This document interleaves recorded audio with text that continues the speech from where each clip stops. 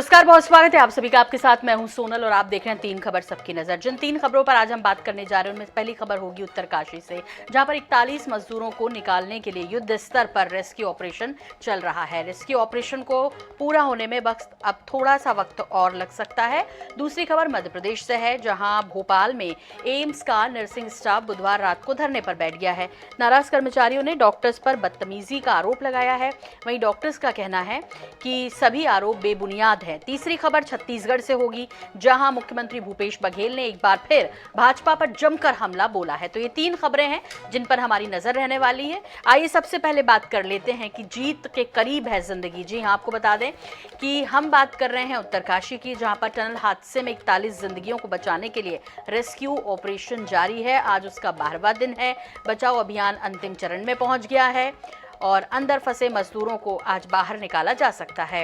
Ambulance सुरंग के ठीक बाहर इंतजार कर रही हैं कि जब भी, जिस वक्त भी, क्योंकि बस अब कुछ घंटे शेष हैं जब इसमें सफलता मिलेगी, और जैसे ही सफलता मिलेगी, यदि किसी जो शख्स वहां पर अभी फंसे हुए हैं, लगभग 41 जिंदगियां, उनमें से किसी को भी जरूरत होगी तो तुरंत एम्बुलेंस के जरिए उन्हें अस्पताल तक ले जाया जाएगा। आपको बता दें कि अब कुछ ही मीटर की ड्रिलिंग बाकी है 7 मजदूरों को बाहर निकालने के लिए। साथ ही पाइप बिछाने का काम भी करीब पूरा हो चुका है।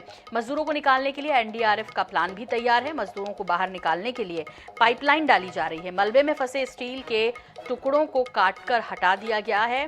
और बुधवार को प्रधानमंत्री नरेंद्र मोदी ने सुरंग में चल रहे बचाव कार्यों के बारे में जानकारी ली। दिल्ली की विशेषज्ञ टीम के साथ केंद्रीय मंत्री वीके सिंह भी उत्तरकाशी पहुंचे हैं। इसके अलावा सीएम पुष्कर सिंह धामी भी सिलक्यारा में मौजूद हैं। उत्तरकाशी पहुंचने के बाद सीएम ने कहा कि मेरी प्रार्थना है कि सभी सुरक्षित बाहर आएं। बचाव का काम पूरा होने वाला है। टनल के बाहर मेडिकल टीम और एम्बुलेंस को तैनात किया गया है। मजदूरों के बाहर आते ही डॉक्टर उनकी जांच करेंगे। तो बड़ी अपडेट यही है कि बहुत नज़दीक हैं ऑपरेशन सफल होने के, और इतने दिन की मेहनत, 12 दिन हो चुके हैं। 41 जिंदगियां जो कि अंदर जंग लड़ती रहीं, अब उनके बाहर निकलने का जो वक्त है वो बहुत करीब है। इस तरह की जानकारी मिल रही है। जानकार वहां मौजूद जो कि इस वक्त रेस्क्यू ऑपरेशन में लगे हुए हैं, वो ये बता रहे हैं कि बस अब कुछ ही दूरी बाकी है मजदूरों से, और चूंकि पाइप का काम लगभग पूरा हो चुका है अंदर डालने का, और अब उस पाइप के जरिए मजदूरों को बाहर निकाल लिया जाएगा। फिलहाल ये तस्वीरें आपको दिखा रहे हैं एम्बुलेंस, और चाहे हवा में यदि ज़रूरत पड़ी कि जल्द से जल्द मजदूरों को पहुंचाया जाए तो उसके इंतजामात भी हैं उत्तरकाशी के सिलक्यारा में। और ये ऑपरेशन जो चल रहा है वहां पर प्रधानमंत्री नरेंद्र मोदी भी लगातार नज़र रखे हुए हैं। सीएम धामी भी लगातार इस पूरे रेस्क्यू ऑपरेशन पर अपनी नज़र बनाए हुए हैं। जो पाइप है ऑगर मशीन के उसके कारण से जा चुका है, और रेस्क्यू अब अंतिम चरण में है। कुछ बाधाएं आ रही हैं। हम भगवान से प्रार्थना करते हैं कि जल्दी से जल्दी वो पूरा हो, और जल्दी से जल्दी हमारे सभी श्रमिक भाई सकुशल बाहर आए। यहाँ पर उनके बाहर निकलने के लिए सारे इंतजाम किए गए हैं। एम्बुलेंस तैयार है, अस्पताल भी पूरी तरह से उनके इलाज के लिए, और जो भी चेकअप वगैरह होने हैं वो सब हम लोग कर रहे हैं।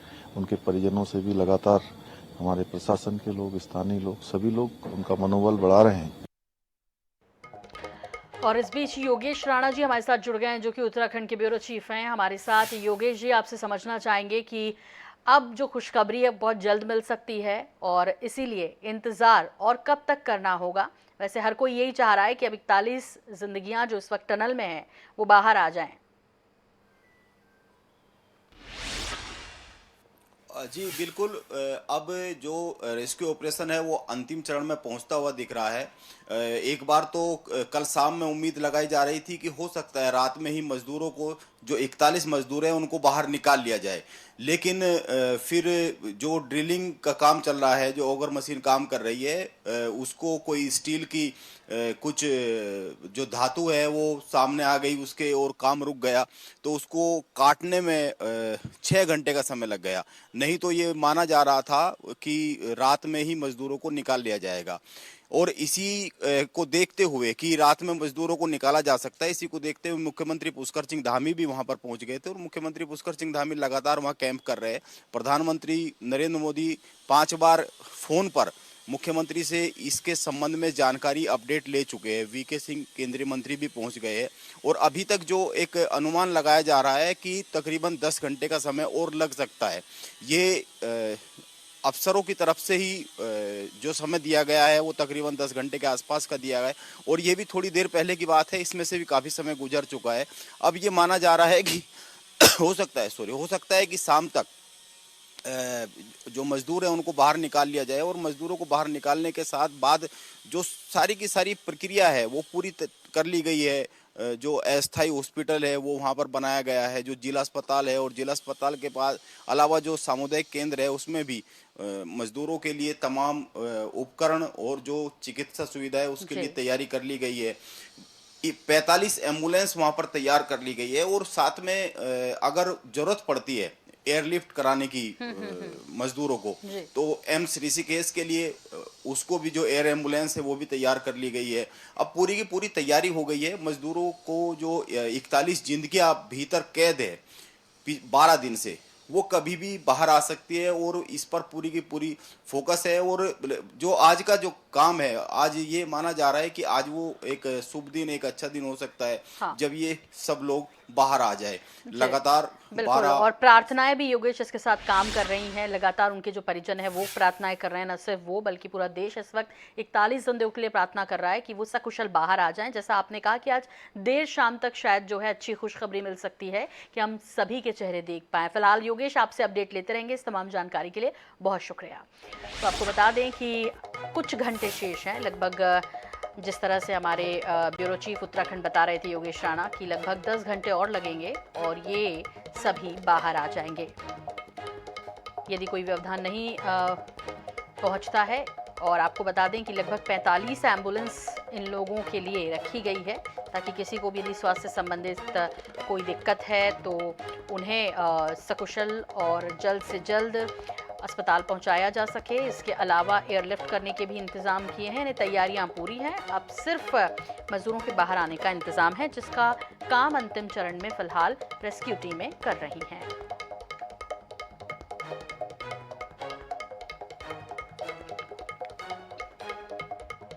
Doctors versus nursing staff. जी हां, हम बात कर रहे हैं राजधानी भोपाल की। एम्स का नर्सिंग स्टाफ बुधवार रात से धरने पर बैठ गया है। बताया जा रहा है कि मंगलवार को डॉक्टर और नर्सिंग स्टाफ के बीच विवाद हुआ। इसके बाद डॉक्टर की शिकायत पर नर्सिंग स्टाफ को ही प्रबंधन ने नोटिस दे दिया, जिसके बाद नर्सिंग स्टाफ ने नाराजगी जाहिर की। इधर डॉक्टर्स ने नर्सिंग स्टाफ के आरोपों को खारिज कर दिया। उनका कहना है कि नर्सिंग स्टाफ का डॉक्टर से विवाद नहीं है, डॉक्टर का सिर्फ एक नर्स से विवाद हुआ था। डॉक्टर्स का कहना है कि एक नर्स पहले भी डॉक्टर से बुरा बर्ताव कर चुकी हैं। पूरा मामला गलत तरीके से फैलाया जा रहा है। तो एम्स में धरना प्रदर्शन और नर्सिंग स्टाफ देता आया। डॉक्टर के साथ विवाद का यह पूरा मामला है। कल रात से ये लोग धरना प्रदर्शन इसी तरह कर रहे हैं और विरोध जता रहे हैं। हालांकि डॉक्टर्स का कहना है कि विवाद सिर्फ एक नर्स से है और वो पहले भी डॉक्टर से बुरा बर्ताव कर चुकी है। नर्सिंग स्टाफ नाराज इसलिए हो गया कि जब ये सारा विवाद हुआ डॉक्टर के साथ, उसके बाद नोटिस नर्सिंग स्टाफ को मिला। ऐसे में नर्सिंग स्टाफ नाराज हो गया और उसके बाद ये सभी कल रात से धरने पर हैं। एम्स की तस्वीरें हैं ये राजधानी भोपाल की। अब आपको वीडियो क्लिप भी दिखाते हैं जो हमें उपलब्ध हो पाई है, आपके साथ साझा करते हैं को। और जिस तरह से पूरा विवाद है, दुर्व्यवहार को लेकर दरअसल ये पूरा मामला है, आपको वीडियो क्लिप दिखाते हैं। लेवल के नहीं हो कि तुम बोल पाओ। क्लियर हो गई? नहीं बोलोगे तो मैं बॉडी चेंज कर दूंगा। कर ले यार, जो भी है लागी नहीं है, हम टोटल नहीं करते हैं, इसकी लागी नहीं है। तो मुझसे नहीं बोलोगे। क्लियर हो गई बात? क्लियर हो गई? तो हम लागी नहीं यहाँ पे काम करने की। कहाँ से पढ़ाई की तूने? नहीं की, मैं तो अनपढ़ हूँ, इससे आ गए। कहाँ से किया कोर्स? नहीं की, इतनी ट्रेनिंग ली है? पढ़ाई नहीं की ना।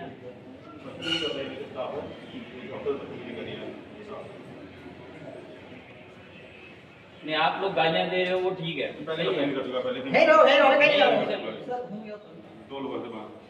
गाली दे रहे हो आप, ठीक है।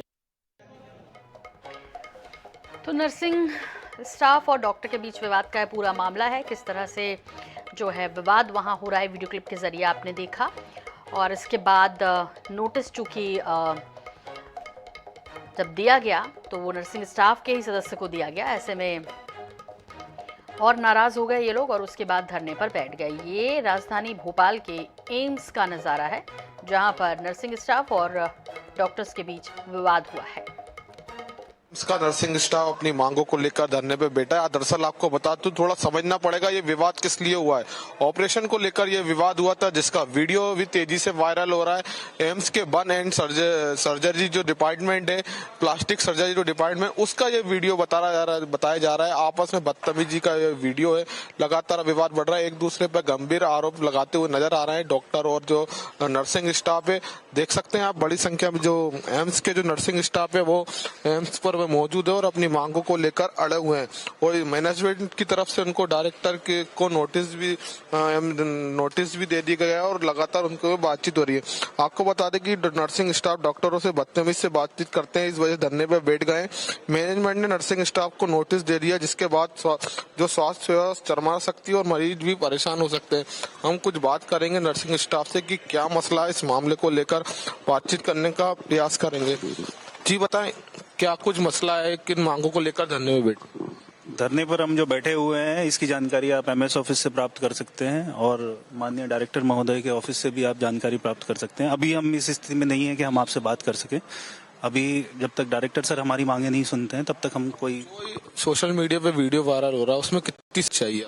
इसकी सच्चाई आप जांच करवा सकते हैं, निष्पक्ष जांच करवाइए इसकी कि ये वीडियो सही है या गलत है, और सीसीटीवी फुटेज भी आपको प्राप्त हो जाएगी संस्था से।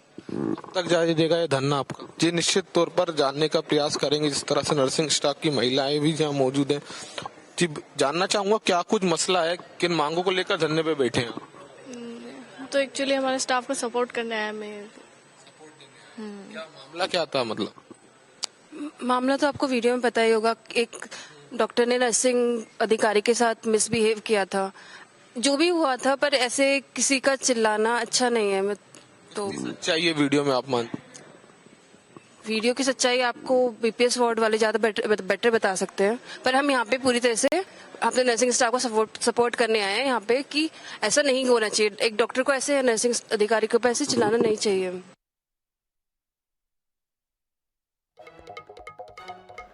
तो डॉक्टर नर्सिंग स्टाफ पर चिल्लाया, उसके बाद नर्सिंग स्टाफ भड़क गया और ये पूरा जो मसला है वो दुर्व्यवहार को लेकर है दरअसल। और डॉक्टर्स कह रहे हैं कि एक सदस्य से ये विवाद हुआ, लेकिन ये सभी एकत्रित होकर अब धरना प्रदर्शन कर रहे हैं।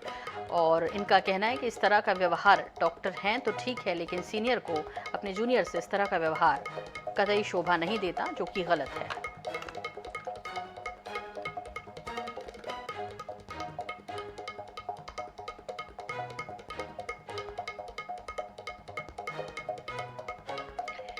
और अब बात करते हैं, जहर उगलती है बीजेपी।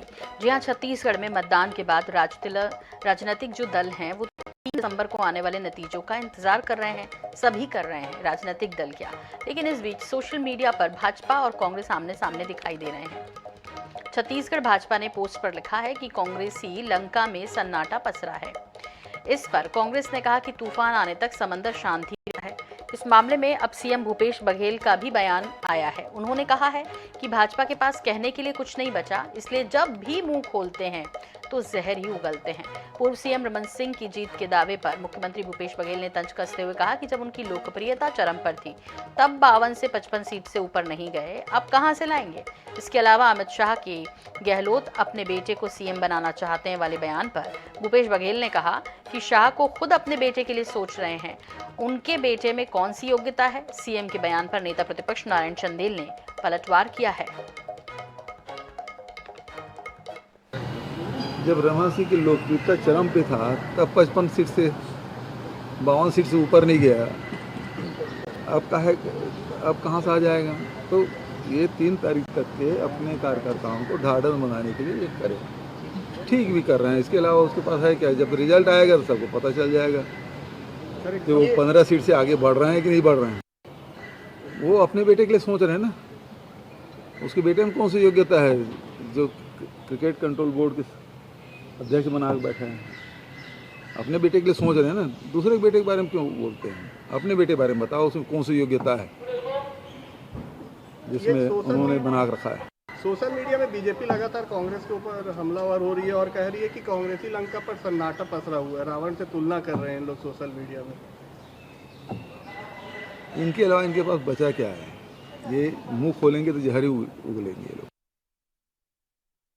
देखिए, कांग्रेस खेमे में सन्नाटा तो है, और जिस प्रकार से बयानबाजी उनके वरिष्ठ नेताओं के आपस में हो रहे हैं, उनके पूर्व विधायक बयानबाजी कर रहे हैं,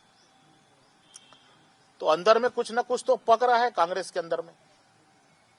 कोई न कोई बात तो है, चाहे वो टीएस सिंहदेव साहब का बयान हो, बृहस्पति जी का बयान हो, या कांग्रेस के अन्य नेताओं का जो बयान सामने आ रहा है। तो ये सारे जो परिस्थितियां जो निर्मित हो रही है कांग्रेस के खेमे में, ये इस बात को प्रदर्शित कर रही है कि अंतर विरोध जब परिणाम नहीं आया है तो ये हाल है। जब परिणाम आ जाएगा 3 दिसंबर को, तो उसके बाद क्या स्थिति बनेगी। तो इस विषय पर हमारे साथ जुड़ रहे हैं कांग्रेस और बीजेपी की तरफ से, जहां पर कांग्रेस की तरफ से सुरेंद्र वर्मा जी हमारे साथ जुड़े हुए हैं, वहीं बीजेपी की तरफ से डॉक्टर विमल चोपड़ा जी हमारे साथ हैं। डॉक्टर विमल चोपड़ा जी, सबसे पहले आप ही से पूछना चाहेंगे कि आपने कहा कि कांग्रेसी लंका में सन्नाटा है, जिस तरह से बयानबाजी हुई है बीजेपी की तरफ से, थोड़ा समझना चाहेंगे, नतीजे तो आने दीजिए, ये सब कहने से होगा क्या? देखिए, नतीजे से पहले जो है ये शांति है कांग्रेस में और सन्नाटा है, और जो है वो तो तय है, सुनते हैं उसमें किसी प्रकार का सोच नहीं है। और इनको जो है इन्होंने लंका, चाहे जमाने का मामला हो जिसमें किन लोगों का नाम आ रहा है ये मेरे को बताने की जरूरत नहीं है, और चाहे कोयले का घोटाला हो, चाहे शराब का घोटाला हो, चाहे पीएससी का घोटाला हो, और अभी देखिए ईडी ने 751 करोड़ की संपत्ति जो है वो जिसकी 4 सीटें सीटेड हैं, राहुल गांधी, सोनिया गांधी, उसको अटैच। तो इस प्रकार से पूरे देश में कांग्रेस ने जो भ्रष्टाचार का दंड जो वो नया है, जो सारे मापदंड पास किए हैं, उसको लेकर के लगता है कि कांग्रेस की लंका जर्नी 3 तारीख का नहीं है, तो तय है। अभी से लगता है कि जिस प्रकार से लड़ाई कांग्रेस में हो रही है, और वो स्वयं इस प्रकार का इशारा कर चुके हैं, और ये कांग्रेस में एक प्रकार की भगदड़ जो है ये मची हुई है। तो इसमें किसी प्रकार से जो है सोच विचार वाली बात ही नहीं है। हाँ, लेकिन मुख्यमंत्री भूपेश बघेल जी तो कह रहे हैं कि जब लोकप्रियता चरम पर थी तब 55 सीटें नहीं पा पाए, तो आज क्यों इस तरह की उम्मीद कर रहे हैं? देखिए, लोकप्रियता चरम पर में जो है कांग्रेस के वादे थे, और आज जो है कांग्रेस के उन वादों की पोल खुल चुकी है, और कांग्रेस के सिर्फ नेतृत्व का कोई अस्तित्व नहीं है। कांग्रेस के लोगों ने उनको छत्तीसगढ़ में प्रचार के लिए ठीक ठाक ढंग से बुलाना भी मुनासिब नहीं समझा। जैसी परिस्थितियां बनी है, जिस प्रकार से ये तय है कि कांग्रेस जो है सत्ता से बाहर होने वाली है, और यही छटपटाहट जो है वो दिख रही है कि जिस समय महतारी बंधन का फार्म भरा जा रहा तो लोगों की गिरफ्तारी करवाना, लोगों को फार्म भरने से रोकना, इस थाने में ले जा करके बैठाना, ये सब बौखलाहट जो है वो दिख रही थी कांग्रेस की, कि कांग्रेस जो है वो सत्ता से जा रही है। चलिए, तो ये जो है बौखलाहट है डॉक्टर विमल चोपड़ा, या उतावलापन है, ये वाकई में छत्तीसगढ़ में खूब देखने को मिल रहा है। सुरेंद्र जी से इत्तेफाक रखेंगे, मध्य प्रदेश में भी चुनाव हुए, लेकिन जिस कदर बयानबाजी इस वक्त छत्तीसगढ़ में चल रही है वो सबको चौंका रही है कि भाई इस तरह की बयानबाजी एक दूसरे की तरफ से किस तरह देख रहे हैं सुरेंद्र वर्मा जी? वाकई में बीजेपी का कॉन्फिडेंस बढ़ा हुआ है? उसका मूल कारण यही है कि भारतीय जनता पार्टी पूरे देश में सबसे कमजोर स्थिति में छत्तीसगढ़ में है, और भाजपा का शीर्ष नेतृत्व भी यह मान चुका है। ये भारतीय जनता पार्टी के नेताओं का दिवालियापन है, मानसिक रूप से ये विक्षिप्त हो चुके हैं। नेशनल हेराल्ड मामले में ये ना कानून को मानते हैं, ना संविधान को। सेक्शन 25 कंपनी के प्रावधान पढ़ ले, ना 1 रुपए का एसेट ट्रांसफर हुआ है, ना लाभांश बटा है, और फिर जबरदस्ती इस प्रकार से अनर्गल आरोप लगा के संवैधानिक एजेंसियों का ये दुरुपयोग कर रहे हैं। शर्म आनी चाहिए। जिस तरह से ईडी के अधिकारी 15 लाख नकदी के साथ में पकड़े गए राजस्थान में, जिस तरह से जहां जहां पर चुनाव होते हैं, इनके संवैधानिक पदों पर बैठे शीर्ष नेता का चरित्र जिस तरह से असंवैधानिक रहा है, बांटने और काटने की नीति में सांप्रदायिक जहर घोल के केवल राजनीतिक लाभ के लिए ध्रुवीकरण का कुत्सित प्रयास करते हैं। आपने देखा होगा देश के प्रधानमंत्री कर्नाटक में चुनाव के समय गए, वहां बजरंगबली का नाम लेकर बटन दबाने की अपील की और वहां की जनता ने ऐसा बटन दबाया कि इनकी बोलती बंद हो गई। हिमाचल में क्या हुआ और छत्तीसगढ़ में तो ये जर्जर हालत में है। यहाँ इनके ही शीर्ष नेतृत्व ने भाजपा के नेताओं के नेतृत्व को, छत्तीसगढ़ के भाजपाइयों को नकार दिया है। आप देखें पूरे चुनाव अभियान में न कहीं अरुण साव दिखे, न 15 साल के मुख्यमंत्री रमन सिंह की कोई पूछ परख रही, ना नारायण चंदेल। और नारायण चंदेल किस मुंह से आरोप लगाते हैं? अपने बलात्कार के आरोपी पुत्र को बचाने के लिए पूरी ताकत झोंक दी। शर्म आनी चाहिए इनको। संवैधानिक पदों पर बैठ के इस तरह से अनर्गल बयानबाजी। अच्छा, विमल जी अभी कह रहे थे कि टीएस सिंहदेव जी का जो बयान आया सुरेन जी, उसके बाद जो है ये खटपट अंदर की वो और भी बाहर आ गई है और ये साफ दिख रहा है, इसलिए बीजेपी जो है वो खुशी के मारे उछल रही है। बीजेपी को खुश होने की जरूरत जो इसलिए है क्योंकि ये जानते हैं कि 3 तारीख के बाद इनको अवसर नहीं मिलेगा। जिस तरह से 2018 में सफाया हुआ था, इस बार तो इनको दहाई के अंत तक पहुंचने का अवसर भी नहीं मिलेगा। इसलिए खुशियां मना ले। ये दिन के सपने मुंगेरी लाल बन के देख रहे हैं भाजपाई। टीएस सिंहदेव जी ने क्या कहा था जब जो वो पाटन के प्रभारी बने थे, संकल्प शिविर था, वहां की जनता से कहा था आपको केवल विधायक नहीं चुनना है, वर्तमान और अगला मुख्यमंत्री भी आपको चुनना है। तो कांग्रेस में निश्चित तौर पर यह तय तो विधायक दल की बैठक में होगा। ये चुनाव हमने सत्ता में भूपेश बघेल की अगुवाई में हमने लड़ा, संगठन में दीपक बैज जी कांग्रेस संगठन के मुखिया थे। भारतीय जनता पार्टी अपने गिरमान में देखे, इनको तो रमन सिंह का छोटा चेहरा भी कबूल नहीं, जिनके चेहरे पे 3 बार चुनाव लड़े। तो ये संकट जो है विश्वसनीयता का भाजपा के भीतर है ना। अब तो इनके पार्टी के कार्यकर्ता भी भरोसा नहीं कर रहे हैं। पिछले चुनाव में 56 लाख मिस कॉल कार्यकर्ता होने का दावा किए थे, 40 लाख वोट भी नहीं मिला। तो अब तो भाजपा का कार्यकर्ता भी कांग्रेस को वोट देने लगा है। ठीक है, डॉक्टर विमल चोपड़ा, बहुत संक्षेप में काउंटर करना है सुरेन जी की इस बात को। लगता है विमल चोपड़ा जी नहीं है हमारे साथ फिलहाल। बहुत शुक्रिया, बहुत धन्यवाद हमसे जुड़ने के लिए आपका सुरेन जी, और विमल चोपड़ा जी को भी शुक्रिया। तो 3 खबर सबकी नज़र आप देख रहे थे, जिसमें छत्तीसगढ़ में वार प्रतिवार का जोर इस वक्त चल रहा है और आरोप प्रत्यारोप का दौर इस कदर है कि कोई किसी से कम नहीं पड़ रहा। फिलहाल बुलेटिन में इतना ही, लेकिन अपडेट का सिलसिला INS 24/7 पर जारी है। बनी रहिए हमारे साथ। नमस्कार।